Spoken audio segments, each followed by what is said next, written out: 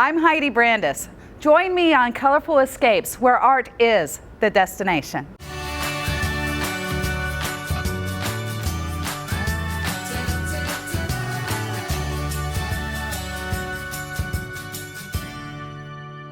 We're in Norman, Oklahoma, home of the Oklahoma Sooners and the University of Oklahoma, but also home to a thriving and vibrant art scene.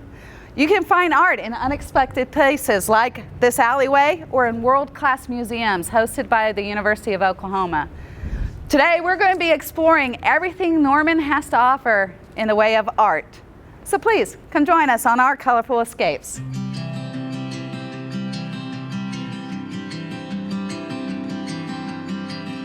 MAINSITE Contemporary Art is the home of the Norman Arts Council, located right here in downtown Norman. It's one of many galleries where you can see local artists, national artists, international artists, and really enjoy the art scene in this small community. They debut 6 major exhibits a year, always on the second Friday art walk here in downtown Norman. And it's just a really cool place to come and start your journey in exploring art here in downtown Norman. When you're visiting Norman on your Colorful Escapes, it's best to walk. Why? Because if you're driving, you might miss hidden little gems like Gallery 123. Well, Allie and Kiki, tell me a little bit about this space. What is its mission? What is its purpose? Well, we started this in 2010. There were 10 of us that got involved with doing it.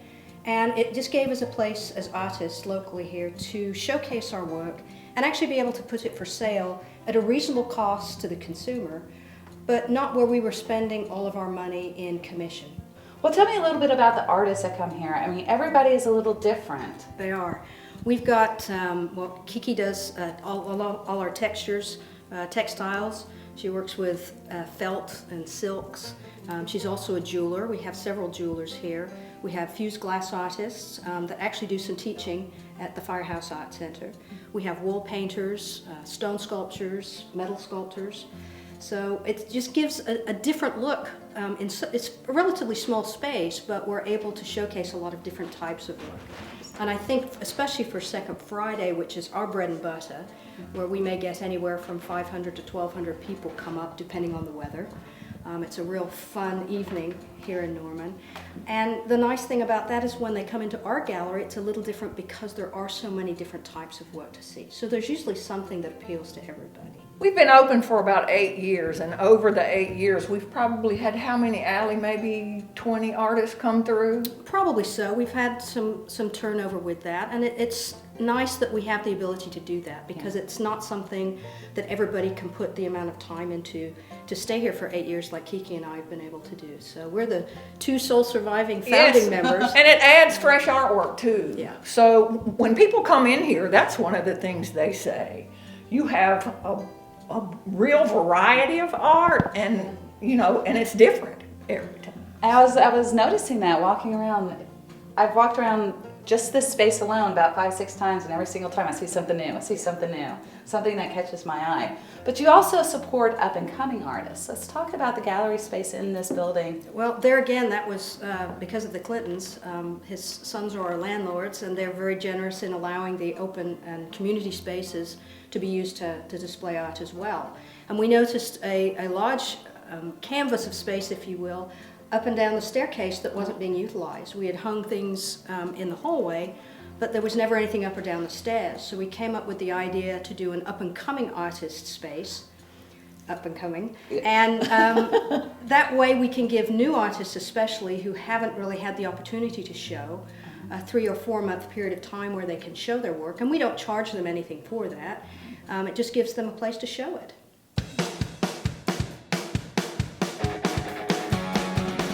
You can find art anywhere here in Norman. We're here at Studio Ink with Erin Edelman, and of course a very colorful place here, but tell us about your connection with the art scene here in Norman.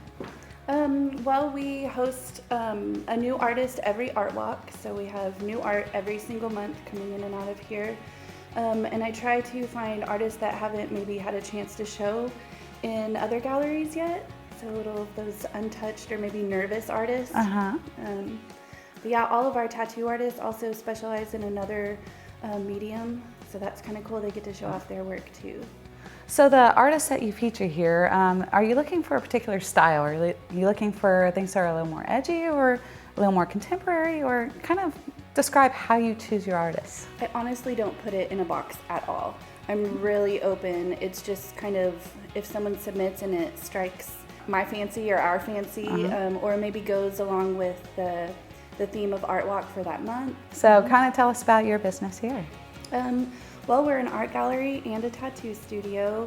We kind of always do like a, party in the front, business in the back, or like a little kind of something like that. But like I said, they all have another medium that they specialize in, so we just have a well-rounded group here, and then we're able to invite other local artists that maybe don't tattoo into the studio to showcase their stuff.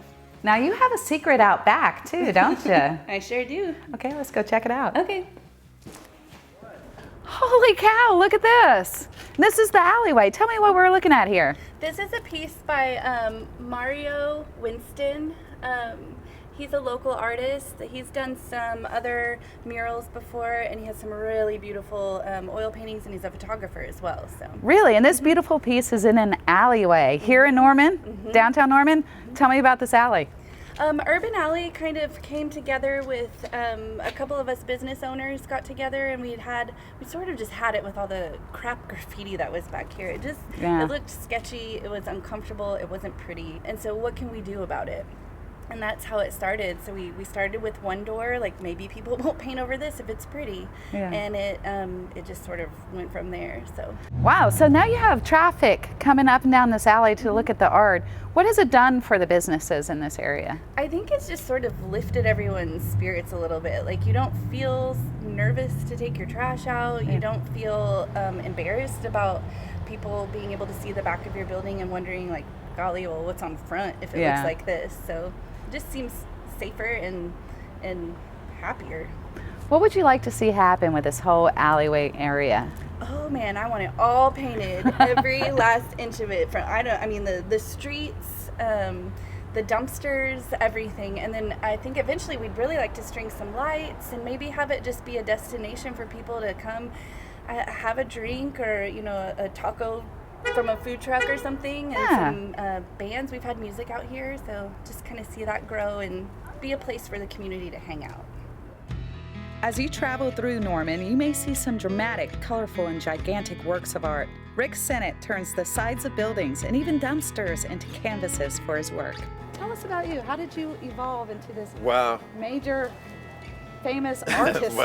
well, I don't know about that, but I was always encouraged to pursue art and creativity by my parents ever since I was a little kid, and so I knew I was going to be an artist. It was just in me. Rick has a passion for making art accessible for all.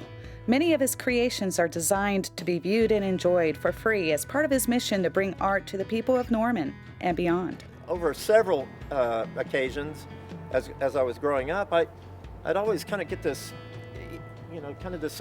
this burning desire to do something that seemed like it was for the better good of humankind. I always wanted to, do something that kind of made a difference. And, and it was cool to be able to buy shoes with money that I made from art, or eat, or things like that. But there would come points where it just wasn't feeding my soul.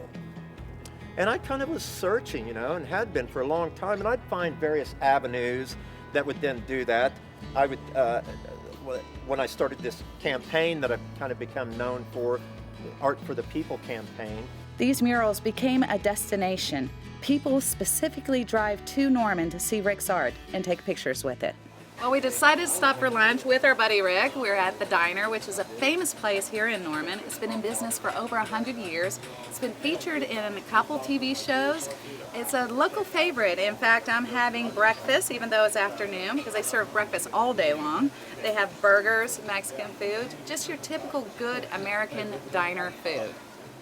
Here at the Firehouse Art Center in Norman, students as young as 5 and students as young as 95 gather here to learn about creativity, about visual arts. They come together as a community because the Firehouse Art Center here in Norman really is a community gathering place for people who love art and want to learn art. In fact, we're here with Emily Smart with the Firehouse Art Center. She's going to tell us, What are some of the different events people can come to throughout the year? Yeah, absolutely. So here we have our gallery space, and we have receptions for our exhibitions. We normally do them about every 2 months. We switch exhibitions. A lot of them are educational or feature the work of our programs, like this one right now with the Healing Studio. So this was all work created by participants of the Healing Studio. But we have classes in quarterly semesters throughout the year for both children, adults, and then kind of a youth and teen selection as well. Well, if somebody is coming into Oklahoma for the first time, or Yeah. Norman for the first time, what will they discover here at the center? Oh, there's so much. It's hard to think where even to begin. So it kind of depends what they're looking for. We serve such a wide variety of people, a wide variety of abilities, age range, socioeconomic backgrounds, all of that. So when they come here just on a day visit, they're going to get to experience our gallery space and our gift shop space, which 90% of the artists are actually from Oklahoma, so it's a really cool way to give back and support local artists. But then if they want to take an art class, there's experiences for that. There's our Healing Studio, like I mentioned, which is a studio program we do weekly for individuals, adults with different cognitive and physical abilities and challenges that they're facing, and we provide that. It's a scholarship grant-funded program, so everyone that attends that gets to attend for free. So we're really fortunate to be able to give that back to the community, but then as well, there's all the other different events we have going on, and we have like the duck sculptures out in the park and all of that kind of stuff in our partnership with Public Arts Board, so there's a pretty wide variety of stuff going on. What I really like about this is a destination place. You know, you can go to, art galleries and art museums all around the world, but where else can you go where it's very rare where you can come in and see the art of your youngest community members to art of your oldest community members who've never picked up a paintbrush before. So it's not like the kind of stoic art museum. You see the heart of the people here. Yeah, so I think the benefit of being a community arts center rather than a traditional gallery space or a traditional museum space is that you get a lot more of the people coming through everything that you're doing, and because we're here to serve the community rather than kind of just we're providing a spot, which there's nothing wrong with that, but rather than being that, we provide this other more engaging element for it. So it's something that we're really excited to do, and even the work that we do outside of our own walls in order to be able to enrich our community even further, I think is incredibly important. The Fred Jones Jr. Museum of Art is truly one of the gems of Norman's art scene. This impressive museum not only has a Van Gogh, but a Monet, and has one of the most extensive collections of Native American art found in the region. The museum goes back to 1936. It was established by a large gift of Asian art from Lou Wentz, who's an oil man from Ponca City, and Gordon Matsine, who's an English photographer. And from there, the museum grew, kind of moved around, and then it eventually settled here on this location in 1971 when it became the Fred Jones Jr. Museum of Art. Well, tell us a little bit about the collection of art here that people can find when they visit. Well, this is largely a comprehensive collection. It begins with the Renaissance and continues into the contemporary. It has a number of, I think, really impressive focal points. Most notably is the Weizenhofer collection. That was given to the museum in 2000 as part of a bequest from Clara and Aaron Weizenhofer, and it includes Impressionism and Post-Impressionism. A portrait of Alexander Reed by Vincent van Gogh is probably one of our most notable paintings. We also have Monet, we have Degas, we have Gauguin. It's really an impressive collection, and it's installed in a facsimile of the house that they had in Nichols Hills, the neighborhood in Oklahoma City. Oh, that's amazing. And you also have other pieces of art that when people think of the Fred Jones Jr. Museum of Art, they're like, you have to see this piece. Which pieces are those? Well, the Van Gogh is certainly a special one. We also have a number of works that I think are real draws. We have the Eugene B. Atkins collection here, a collection of the American West, Native American art. There's a great painting by Walter Ufer titled Going East. It's one of the best works he ever created. The piece behind us, Louis Jimenez Mustang, is probably familiar to a lot of people because it served as the maquette for the much larger piece that is out in front of the Denver airport. And in addition to that, I think we are also well known for a very sort of unusual piece by the Colombian artist Fernando Botero, the Sphinx, which sits out in front of the museum. There's hardly a day that goes by that somebody's not taking a photo in front of the Sphinx. Well, for visitors who are new to Oklahoma, and especially new to Norman, When they come here, what do you think surprises them the most? What would they, just the biggest draw you think they will enjoy here? Well, I think people are always surprised that a collection like this exists on a university campus. And this museum is really rare in that it has such a deep and diverse collection. And this is a state university. So this kind of a museum is really a rarity within the country. But I think apart from this museum, the grounds of the University of Oklahoma are really attractive, and there are a number of other collections on campus that are really impressive. Not just the Sam Noble Museum of Natural History, but also the Western History Collection, the History of Science Collection, the Bazell Libraries. There's a lot here to enjoy in addition to what we're probably best known for, which is athletics.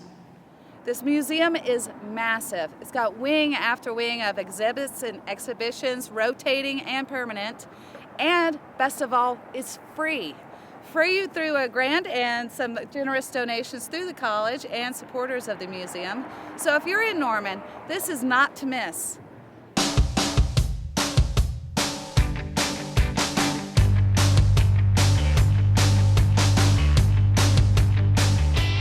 We're at the Resonator Institute, one of the newest art spaces in Norman. And the Resonator Institute, as you can see, has its own unique look about it. Kind of tell us about what the mission and philosophy of the space is and how it started. Not all at once. Okay. This started in conversations probably about 2 or 3 years ago, where they had Eric and Jenna were running a space called Dope Chapel, and my wife and I had been talking about doing a space too, and they knew that. And then when Dope Chapel had reached its terminal velocity, they got in touch with us, and we started kind of talking about this. Now you're a little off the beaten path. You're in kind of an industrial area. Kind of explain to me why you chose this area. Well, we looked for quite a while for just the right space. Like he was saying, the spot we had before was kind of a better location because it was downtown, but it was a very tiny storefront area. So we were able to do some shows there, which was nice, but like he was saying, we got a lot of printmaking equipment, and we were just looking for more sort of workspace as well as a nice gallery to show things. So I don't know, we looked for a really long time. There were definitely multiple spaces that we considered, but this one kind of just popped out to us, and it was very reasonably priced and a huge, really good space to work with. And we figured even though it's a little out of the way, we could draw people from OKC. I mean, we were able to draw some pretty big crowds in the past, so yeah, we just it's a kind of specific have thing. our If you're looking audience. for like kind of cutting edge art, experimental performances, music and stuff like that in Oklahoma, people are willing to drive out to come to it. So even though it's a couple streets from the main street, we still get a good crowd out here. And yeah. And that's a great point to bring up. I mean, you showcase a different style of art than, say, some of the other galleries in town. Everybody's unique, everybody's different. Kind of explain to me what you're looking for. Personally, everybody that's a part of the space all has their own tastes, and I think when we work together to book artists to come out here, you get a blend of all these people that are involved in volunteering. Personally, what I like seeing is people that are pushing an envelope and trying to create new genres, new styles, things that we haven't seen around. A lot of people just walk by a gallery. We kind of want to be a little more open, and that people might see us and just see that people, as people are, oh, there's people over here having a good time. Let's go see what that's about, as opposed to, oh, that's an art gallery. Don't want to offend anybody with the way I'm dressed, sort of thing. So that's a big part of the attitude, is just kind of cutting through a lot of the pretense that exists in a lot of the making it more open for exactly. Yeah, we try to kind of encourage like the idea of like DIY too a lot, since I mean that's kind of how we started our space, was like we just didn't see a space that was doing quite like the kind of things we wanted, and so it was like, well, we can figure out how to do this, and a lot of it is just like throwing yourself into it and then learning as you go, and just not letting anyone tell you that there's a specific way to do it, because there really isn't.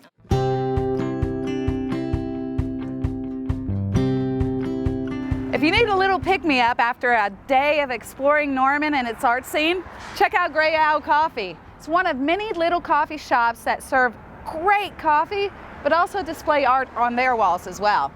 They have live bands during the second Friday Art Walk, and it's just a hopping little place. Hello.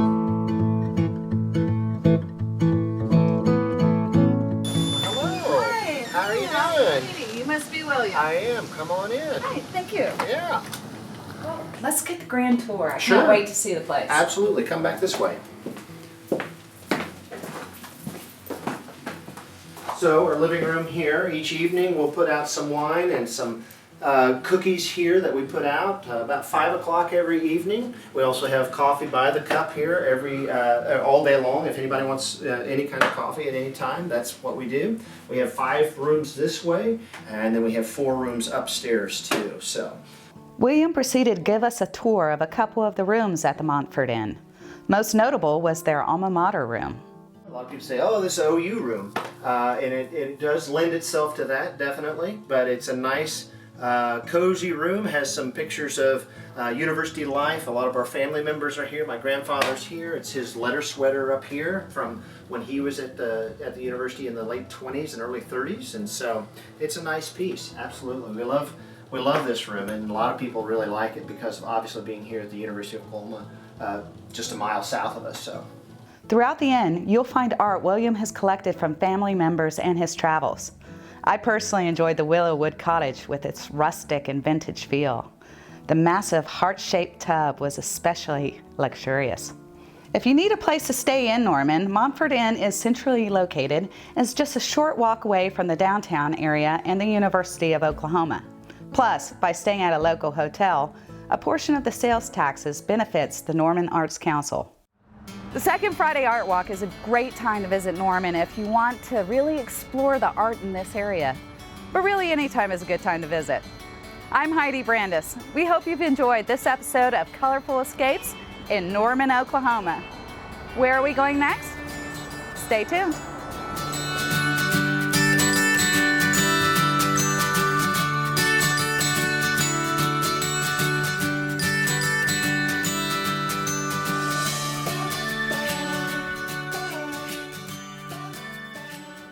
Well, we really hope you enjoyed the pilot. We're very excited about this series because we have a chance to really showcase art in different places, different kind of art in different places, and you know how you can incorporate appreciation for the arts into your travel. And there's going to be all kinds of cool rewards for you if you back us today. We have downloads, we have early access, we've got special sneak peeks behind the scene, and there's an executive producer reward where you get to choose where to send us next. So if you have your hometown, no matter where it is in the United States, you get to choose where we go. Yeah. So definitely become a backer today and share with your friends, spread the word, because this is something that we would love to see happen. And we know a lot of the communities would love to see something like this as well. In today's environment, art and travel both are so important. It opens up our perspective to so many things and helps us understand each other. So please help us get Colorful Escapes out into the public. We're really excited about this project and really excited about the possibility of combining art and travel together. All right. Thank you for your time. Bye.